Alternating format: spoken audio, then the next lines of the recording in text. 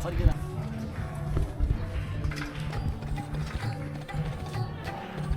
कार्यालयमा पनि हेरेको छ। आँखा फालेर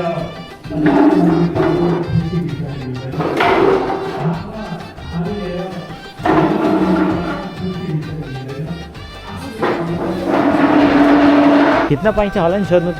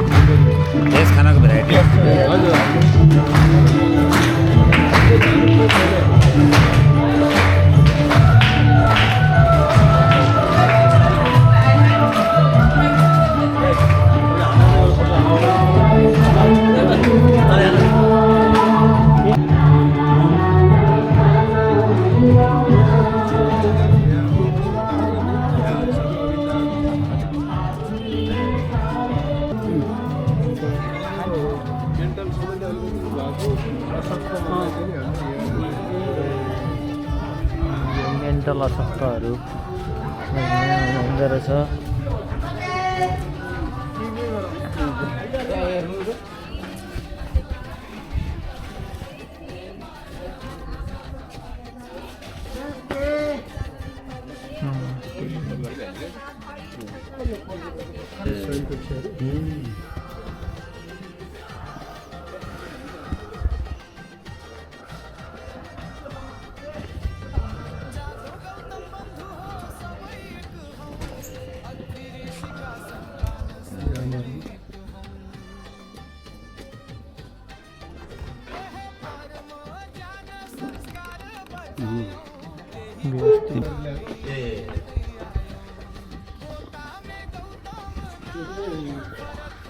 खाना खाएपछि बुवाको लागि यहाँ आराम बस्नु मन लाग्यो बस्नुहुन्छ यो सुत्नु बिछाएर अनि बिहान चाहिँ आगो ताप्ने व्यवस्था गरेर चिसो चिसो लाग्छ।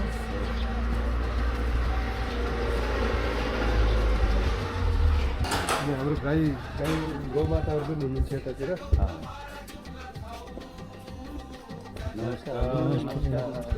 भर्खर उद्धार गरेर ल्याएको जस्तो मेन्टल सम्बन्धी त्यसो भएन आइडेन्टिफाई नहुँदासम्म हामीले एउटा चाहिँ आइसोलेसन जस्तो ठाउँमा राखेर अनि पुरै आइडेन्टिफाई भइसकेपछि बल्ल उतातिर ट्रान्सफर गर्छौँ।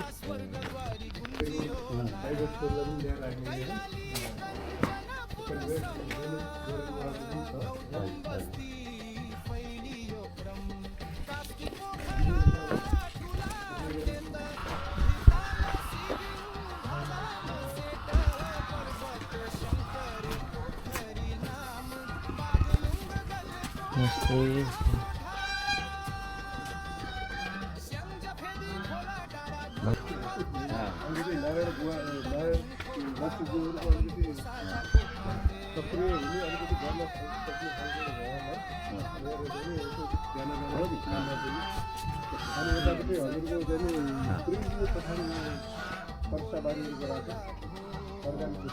औलीहरू त्यसको हजुरको अहिले टोटल भन्दाखेरि लगभग 12 बिघा जति हो। त्यसमा चाहिँ अहिले हाम्रो यो मानव आश्रमको नाममा भएको 2 बिघा 11 कट्ठा छ। अरू चाहिँ प्रक्रियामा छ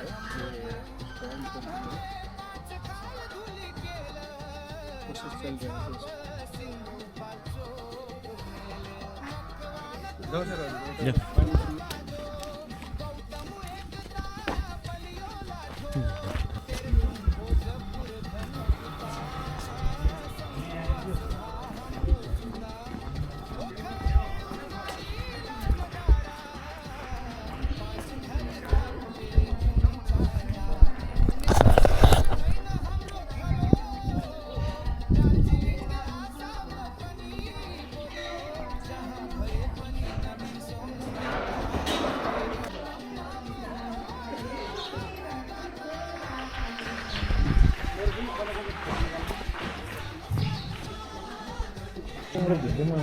फोटोमा डर